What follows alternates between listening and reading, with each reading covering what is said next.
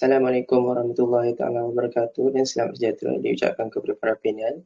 Hari ini kami akan membentangkan projek penyertaan awam 2 kami iaitu bertajuk Sistem Pengurusan Pelupusan Plastik Bertulang Gentian, dan ini merupakan logo bagi sistem kami iaitu ESFRP.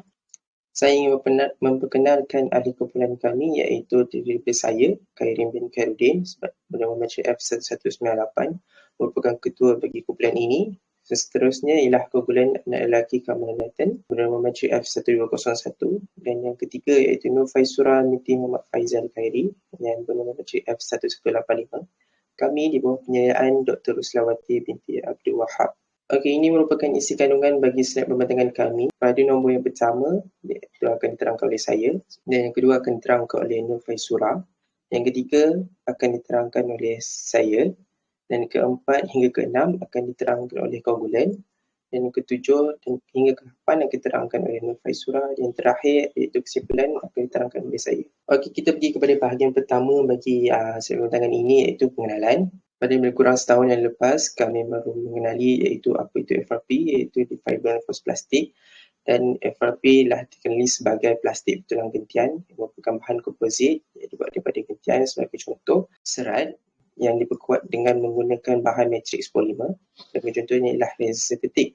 Ia dibentuk menggunakan acuan. Dilihat pada sebelah kanan slide merupakan serat fiber dan diperkuatkan menggunakan bahan matrix, dan hasilnya ialah gusi MRT. Di dalam sistem kami terdapat sistem pakar, iaitu sistem pakar dikenali sebagai aspek sistem yang merupakan platform yang direka bentuk untuk memaskani ilmu pakar terhadap teknologi. Suatu sistem pakar mampu mencari jalan keluar dari sebuah persoalan yang dilakukan oleh pakar. Sebagai contoh, kami membuat pakar dan mendapatkan pendapat daripada mereka, dan hasil daripada pendapat daripada mereka kami akan masukkan ke dalam sistem kami. Okey, ini merupakan contoh bagi gambar yang dibuat daripada FRP. Yang pertama itu komponen kenderaan, yang kedua patung hiasan taman tema, yang ketiga ialah kayak, dan keempat ialah tangki air, yang kelima ialah aeron kanser, dan yang terakhir ialah pisau balistik. Seterusnya untuk penyataan masalah, saya ingin berjemput dengan Faizura untuk membentangkan. Ya, Assalamualaikum. Saya Faizura. Kita akan menerangkan tentang penyataan masalah. Okey, yang pada pertama, FRP dilupuskan dengan cara dibuang ke dalam tong sampah. Kedua, pihak industri tiada sumber maklumat atau kurang akses dalam cara pengurusan pelupusan FRP yang sesuai yang boleh dipraktikkan. Seterusnya, kekurangan maklumat mengenai cara pelupusan FRP. Sebagai contoh, pihak industri yang mana mengeluarkan bahan FRP ni, yang tidak ada ilmu pengetahuan untuk cara pembuangan atau pelupusan.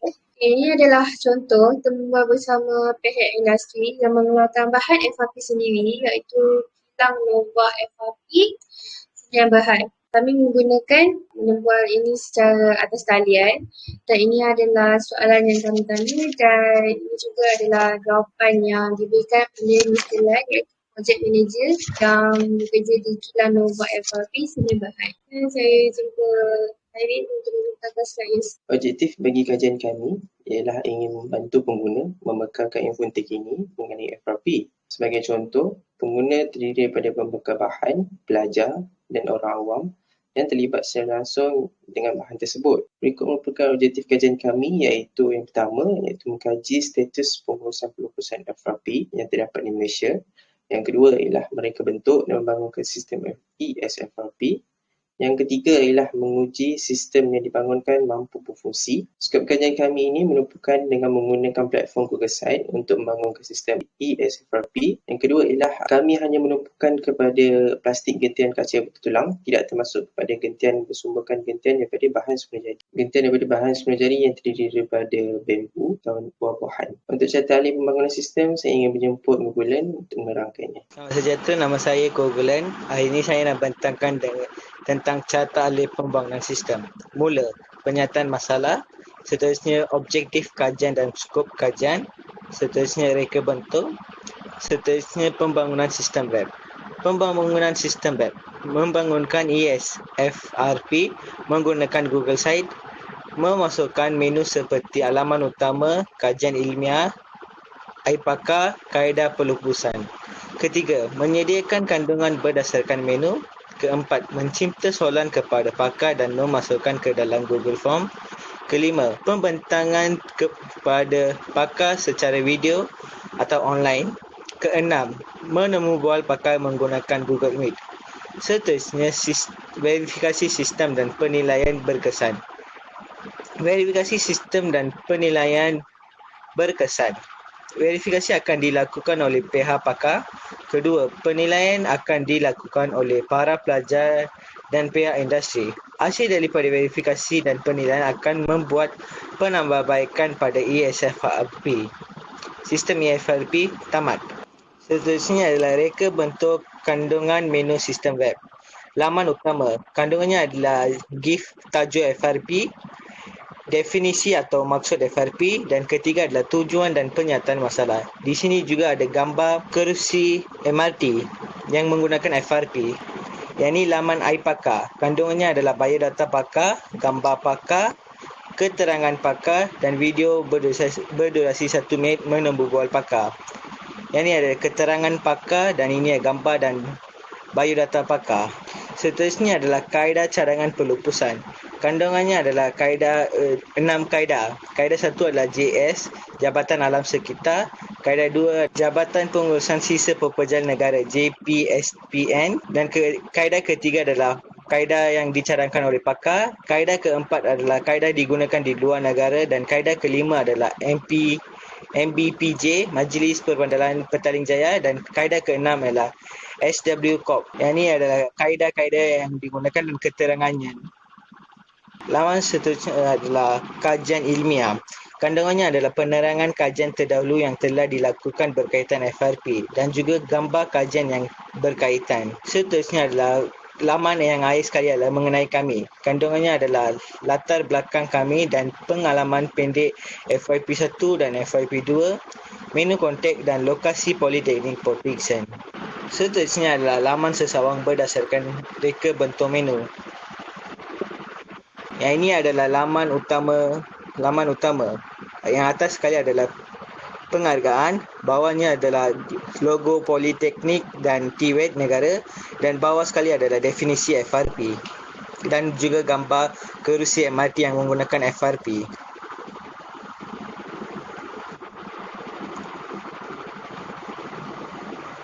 Bawah sekali adalah mengapakah kita membangunkan sistem FRP ni. Okay.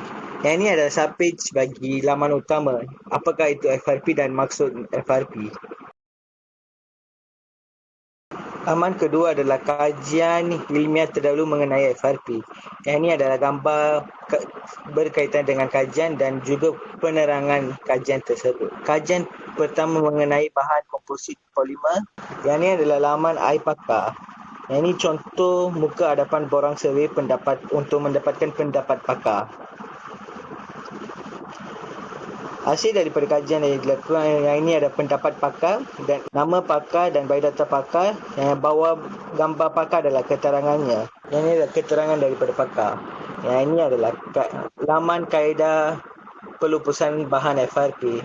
Yang itu logo bagi syarikat tersebut dan kaedah yang mereka gunakan. Yang ini adalah kaedah yang digunakan kita masukkan dalam carta alih dan keterangannya adalah dekat di bawah.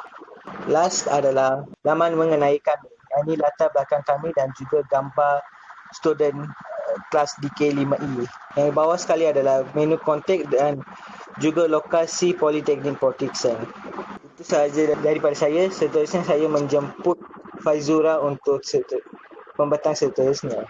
Saya gunakan tentang pendapat kebakaran. Okey, di sebelah kiri ni yang anda boleh lihat ialah senarai pakar yang dipilih oleh penilai kami sendiri.